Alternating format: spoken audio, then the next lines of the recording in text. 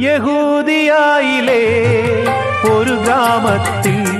ഒരു ധനുമാസത്തിൻ കുളിരും രാവിൽ രാപാർത്തിരുന്നു രജപാലകർ ദേവനാദം കേട്ടു ആമോദരാ വർണ്ണരാജികൾ വിടരും വാനിൽ വെള്ളിമേഘങ്ങൾ ഒഴുകും രാവിൽ താരക രാജകുമാരിയോടൊത്തന്നു തിങ്കൾ കലപാടി